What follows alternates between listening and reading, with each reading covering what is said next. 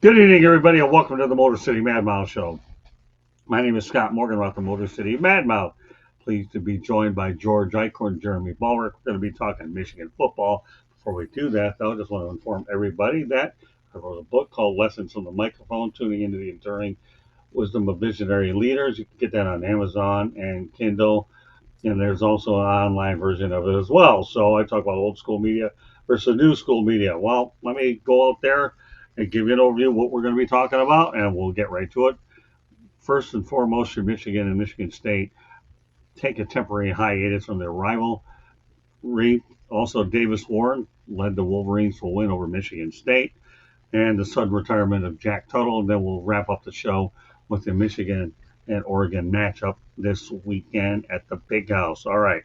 That said, George Eichhorn, I'll start off with you.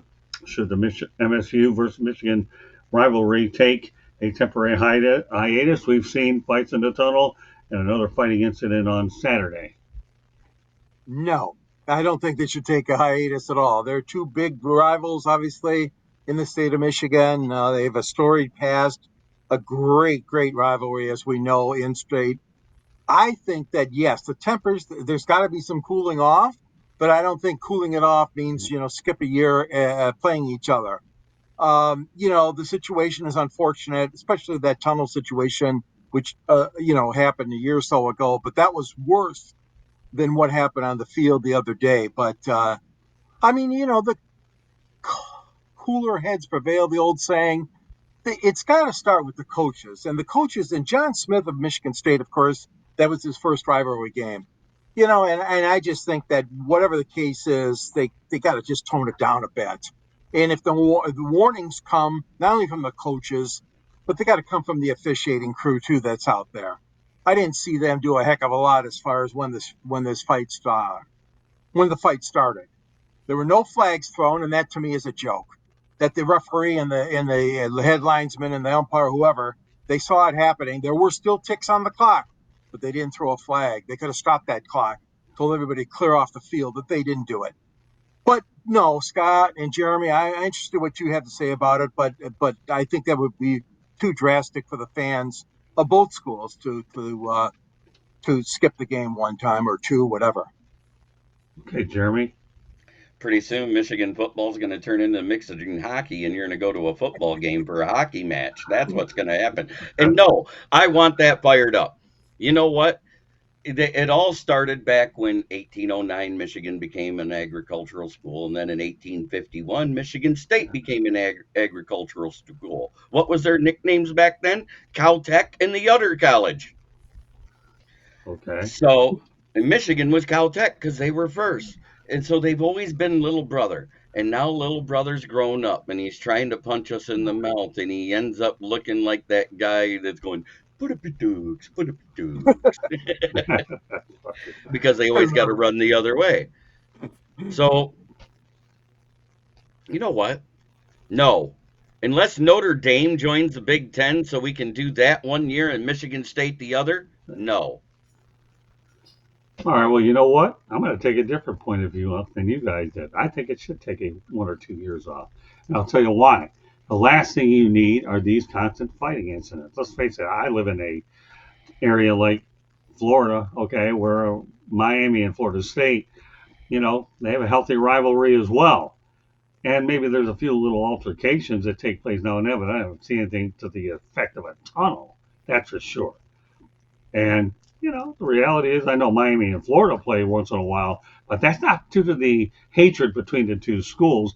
That's just due to the fact that Florida has a hard time scheduling Miami because they have to play in the Southeastern Conference. The last thing they need is another elite school giving them another L. And we know that even though Miami's having a sensational year this year, they really are, and Florida's having a mediocre year after starting off poorly, I think 1 or 2 years off wouldn't be a bad idea. Now, will it happen? No, there's no doubt that won't happen. But couple year break, yeah, why not? But again, like George said, maybe, or you said, Jeremy, Notre Dame. Yeah, I actually wonder about Notre Dame. How long well, so that leads me to my next question, okay? Even though this isn't something that I thought about, but George, how long do you think that Notre Dame could go out there and remain an independent at some point where they end up going out there and having Uh, to get into a conference? Well, yeah, I mean, I followed them for years and years, and now it's a situation where, let's face it, NBC had this huge television, the new television deal that they brokered with the Big Ten, utilizing just about everybody, Fox Sports, NBC, CBS. It has certainly, in my estimation, tarnished the Notre Dame brand a little bit already because Notre Dame was just NBC, and that's all NBC wanted was Notre Dame. Afternoon game, night game, whatever. Now they started saying, wait a minute here, folks. We want to get in on the action, and they did. So I think there's already a little crack in the armor, let's say, of that NBC and Notre Dame tie-in partnership that's been going on for years. Wouldn't surprise me. I would say, guys, within let's say 3 years, maybe that Notre Dame's going to have a big decision to make on joining a conference such as the Big Ten. And the contracts probably go longer than 3 years, so maybe it goes 5 years. But at some point, yeah, they're going to have to they're going to have to go in. It'll What be do you two think? years. Do you It'll think be so, two Jeremy? years. And the Okay. reason True. why is they have to finish their contract for basketball and the other sports where they joined the ACC because they said if you join the Big Ten for football, we're suing you. Okay. So it'll be Well, 2 years. yeah, 2 years not a lot of time. Doesn't really make any difference, anyways. I agree. Yeah. Notre Dame to the Big Ten is inevitable. I don't know how long they think they can maintain independent status. And 2 years, okay, with the ACC isn't that long when you consider Florida State and Clemson want to get out. They're going to have to pay a boatload of money to do it. So. All right. Well, with that said, let's talk about Davis Warren.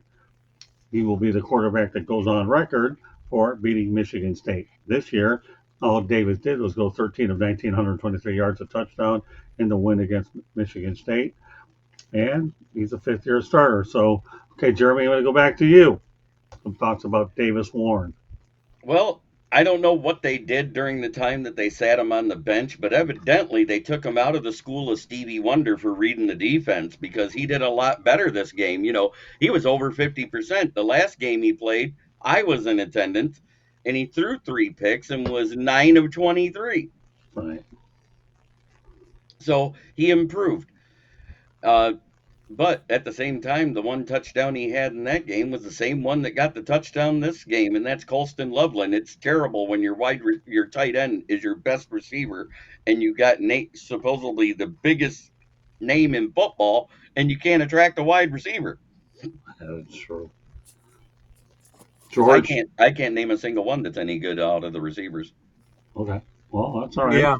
Yeah. Colson Well, Loveland. Well, as I always say, Jeremy, you know this as well. Been covering football for a while. Sometimes your tight end can be your best friend, especially if you have questionable receivers. So I think you make a very valid point about Colson Loveland. All right, turn over to George. yeah. Well, the merry-go-round at quarterback for Michigan is just nauseating to most of their fans. Arkansas State. I mean, they won the game, but he had no touchdown passes and 3 interceptions. They still won the game, and then, of course, as we know, like Jeremy alluded to, they benched him, and then he got in and plenty of action against Michigan State. Threw one touchdown, like you said, to the same guy. No interceptions, though. So that's the first game this year that Warren hasn't had an interception. I just think that it's not something you want to do. And you don't want to do that if you're an elite program, okay? And they are a very, very elite program, as we know at Michigan. And to have this kind of goofy quarterback roulette obviously made the team look really bad. And again, I'm not blaming necessarily all the coaches, but they should have had a better feel for which one of these young men were going to be able to take the reins and keep the reins, or else you go with two and you do the shuttling in and out. But the fact of the matter is that Warren is the guy right now, and they're obviously we'll talk more about their next opponent in a little bit, but boy, they're obviously up. What's creek there because he's not the total answer to win every week. He's not. But what are they going to do? What are they going to do? Well, let's not kid ourselves. Okay, we all knew that this was going to be a transition year from Michigan. You go from Jim Harbaugh to Sharon Moore. Okay, I know Sharon Moore Yeah, I'll get you in a second, Jeremy. Well, go ahead. Don't I know where forget, I'm at. it's not only that you got a new coach, but they had the turnover of losing a total of 64 players this offseason out of a 110 Right. man roster. So you got a bunch of freshmen and sophomore out there starting that you normally wouldn't have. Well, all the Very more. good point. Then you backed up my point. Thanks. Okay, that it is a transition year. 64 players. You lose. That's a lot. But Jim Harbaugh or Sharon Moore wasn't as easy as a transition, and I actually thought in some ways maybe Sharon Moore could be over his head with this deal. But I understand that there was a condition or a clause that he had to be hired anyhow, and you have to reward a guy for being an intricate part of leading you to a national championship. Otherwise, if it were me, I would have hired Lance Leopold out of Kansas. He would have been the ideal guy to bring in there. But I get the point with Sharon Moore. I really do. Lance Leopold, guys, has always been a favorite on my list. The guy comes at championship pedigree out of the University of Wisconsin at Whitewater, and he won well there. He won obviously over Buffalo. If you can win in Buffalo, you're doing awfully well. And now he could be considered a saint or a god if he does anything with Kansas. Now I hear Kansas is having a tough year this year, but it's not easy in the Big 12 to be able to be consistent until you have a constant little player. So I'm not holding it at the moment about Lance Leipold, but yeah, I mean Sharon Moore. You give him 3 years and see what he can do with it. But yeah, Jeremy, you nailed it. I mean, I'm not gonna sit here and sugarcoat the darn thing, right? When you have that many player over turnover, let alone the coaching turnover to begin with, it's certainly going to be a difficult year. So I think a lot of people expected that, but they had their national championship, and nobody can take that away from them. Even the NCAA can't take it away from them because they won it with a college football playoff, and I'm not even go there tonight at all. Even Period. though they can try, they can't. Right. GMTA, Mr. Ballrick, and I think by now, being a student of mine, you definitely know the drill. All right, let's move on. Sudden retirement of Jack Tuttle due to health concerns. 6 years. He was injured 3 of them. And let's not kid ourselves that Davis Warren was a fifth-year player as well. All right, Jeremy, it's your responsibility tonight to break down the health concerns and go over everything that we need to know about Jack Tuttle was one of Harbaugh's Tuttle. first recruits. He was a five-star player. He was great in high school, never had an issue. Came here, got hurt in spring ball, Tommy John surgery. Comes back, shoulder surgery. Comes back, does his year and a half, 2 years of rehab. Comes back again this year, and the UCL never healed properly. So therefore, he has to retire from football. It's a shame, but at the same time, he got 6 years of free college. So he got a great education at a great institution. Okay. George, what do you want to add to that? He's not mobile at all. I mean, you look at his stats as far as being a mobile quarterback. I mean, he did have a long career, for what it's worth, from 2019 to 2024. I don't blame him for wanting to hang it up. The numbers just aren't there, obviously. I mean, you look at his stats throughout the years, and he just didn't have the numbers there at Michigan. But like Jeremy said, I mean, there's more to it than just football. He got a great education, he got it paid for, and he's going on now to be as hopefully successful in his new career, which would be after U of M. And but yeah, he was never going to be the number one guy. I know he was recruited. These guys are recruited heavily, as we know, and some of them just don't pan out, which you just don't know either. So, I Right. mean, yes, good coaching can help some of them along the Mm-hmm. way, but Tuttle had some good coaches, including Harbaugh, who was always taking quarterbacks under his wing. But again, the tools just weren't there. The total package wasn't there. He's more of a pocket quarterback, and I know that a lot of teams want the running quarterback, and I don't blame them, especially in the college play. Well, during the early part of Jim Harbaugh's tenure, he was struggling to nail a couple of quarterbacks for a while too. I believe one of them was Joe Milton, right? Then he Oh transfer yeah, Joe to the Milton. Yeah, University of Tennessee. There's Who's another now a one, Patriot. right? Yeah, I'll tell you, Joe Milton did well for himself. I'm trying to remember some other ones. I know Cade McNamara left when he knew that J.J. McCarthy was going to get the Who's job. playing? Who's still playing? Yeah, unfortunately, I think he's been hurt lately. But Cade McNamara did all right. But when you have J.J. McCarthy, Jim made the right call. Trying to remember any other ones that stand out in my mind, but Jake Rudock, his first year, the transfer in from Nebraska, that's it. Oh drafted yeah, by the Lions. Yeah, I yep. remember. I Sixth remember. round, right?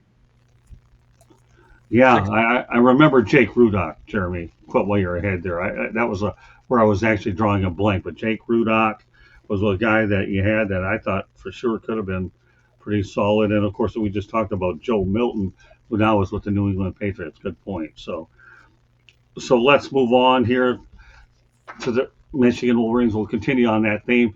They have some work to do in the transfer portal. I don't know how often they use the transfer portal, but I think they better start using it now if they're hoping to land their next signal caller. I do have a strange thing that happened this week, though. Ward Emanuel let NIL happen, and Michigan has bought themselves a five-star quarterback for $5 million a year. Really? No kidding. You know the guy's name? I'd have to get my phone and look at it. Give me just one moment. Yeah, go ahead. All right, George. That's okay. We'll let Jeremy put it up there. After all, we're talking Michigan football, the Motor City Madhouse Show. My name is Scott Morgan. Please be joined by George Eichord and Smoking Jeremy Ballerick. We do this every Wednesday night, a little bit after 8 o'clock. But I talk about the Wolverines. We All last few right. weeks we've talked about the Lions, but yeah, Ward Manuel. Obviously, the Wolverines have the money. Whether or not they're going to use it or not remains to be seen. But obviously, according to Jeremy, $5 million went toward it. So more power to them. There's no doubt in my mind the Wolverines will get back to prominence. I knew that again this would be a tough year for them. But not only that, you got to also factor in the addition of the new four Pac-12 schools that joined as well. USC and a lot of them are eating humble pie. The only one that isn't eating humble pie happens to be Oregon, which is ranked number one in the country. But Ward Manuel, but Joe Milton, but you never. But I'll tell you what, they made up all right when you brought in J.J. McCarthy. Well, yeah, I mean they did. But getting back to the portal, sure, they need to participate in it more. There I it know is. Michigan hasn't been a big participant, but that's something that is definitely needed. No question about it. If you want to contend, and you want to be a powerhouse or even be a contender, you've got to check that portal out because that's the way of the NCAA or the college football these days. Go ahead, Jeremy. Uh, Did you find? his last name is Underwood. This came from ON3's Pete Nakos. Michigan has offered Bryce Underwood an NIL package that would pay Underwood north of $5 million a year over the next 3 to 4 years. So Freshman you're QB, so you're five-star recruit. The kid so out you're of Bellevue. really. So what's his name again? Bryce what? Bryce Underwood out of Belleville. Bryce Yeah, he's been Underwood. highly recruited by a number of schools. Uh, let's put it this way: USC had him on there, Alabama, Florida, Georgia, and I think the other one was Colorado. Wow. So Bryce Underwood could be the future signal caller for the Michigan Wolverines. Yeah. We all know full well that Sherrone Moore works well with the offense. He just needs to get a few players back there that he can finally build his program around. And I have a lot of faith in Sherrone Moore.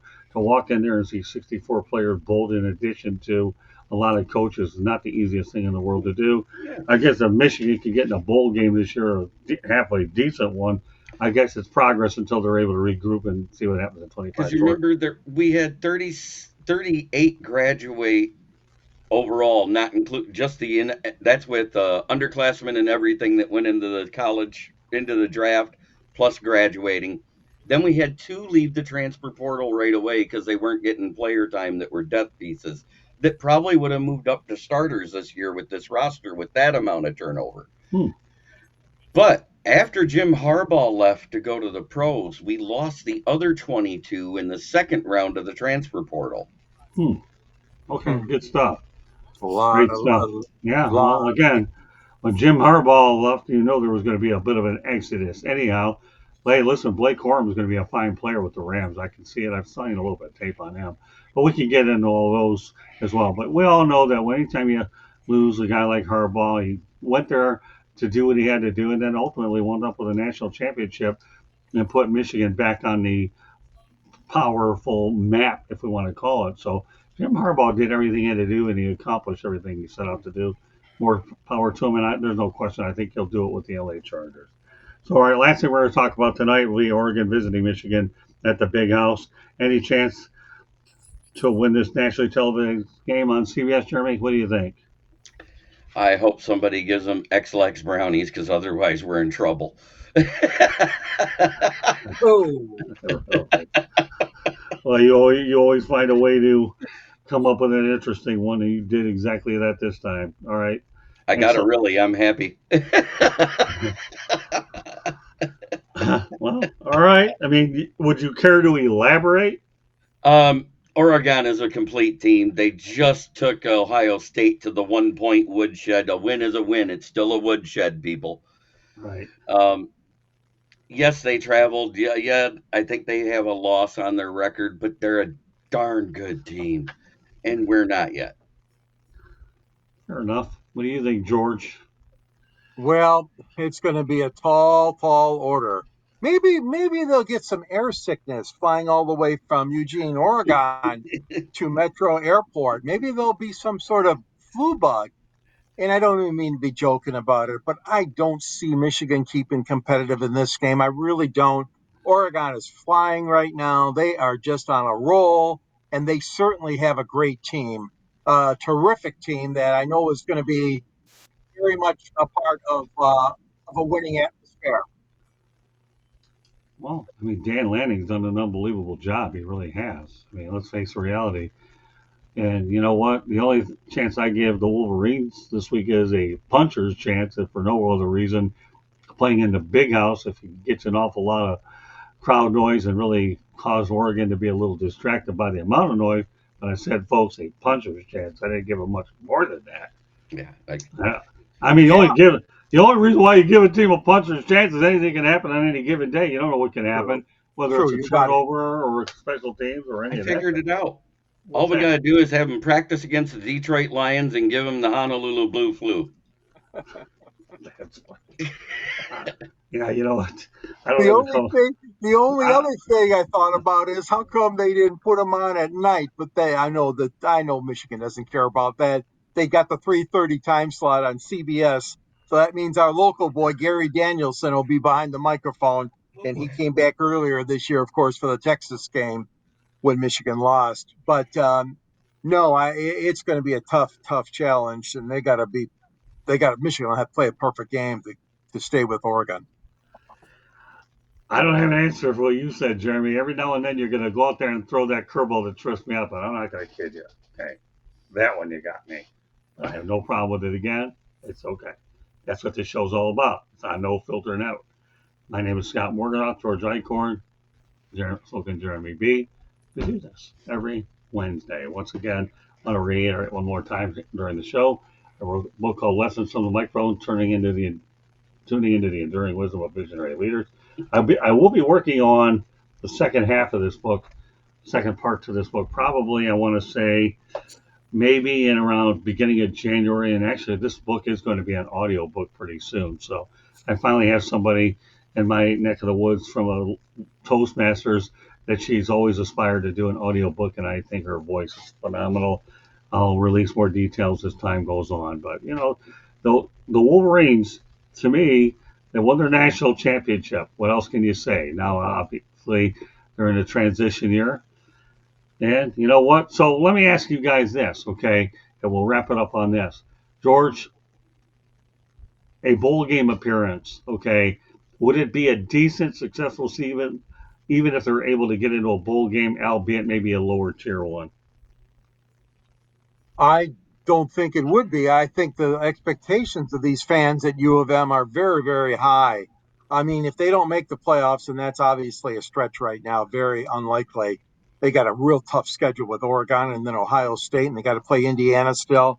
Um, you know, I mean, it's better than nothing. Don't get me wrong, but no, if they don't make the field for the national playoff, and those are connected with bowl games, as we know, then no, I don't think it's a successful season, but I don't think that they should turn down an invitation. They might end up in Ford Field for the bowl game on December 26th. Who knows? Why do I know you were going to bring that up? I just knew you. Then again, I've only known you 44 years, so something. You're probably, in my eyes, the most predictable person on the planet, Well, Nighthorn. Well, if not Michigan, maybe Michigan State will play in that game, but that's another story for another day. Well, no, that's okay. I mean, we talked a little Yeah. about Michigan State. If they were able to get either Michigan State, rest assured you're gonna have a lot of people there for Oh that. yeah. It'll be interesting to see what the matchup is. All right, Jeremy, what do you think? Okay, a bowl game. How would At, you rate that in terms of at, the Wolverine season? at this point, after the Arkansas State game, I had fans that are diehard saying, I doubt we win another game. No. Really? So at that point, yeah, they'll be ecstatic if we make a bowl game.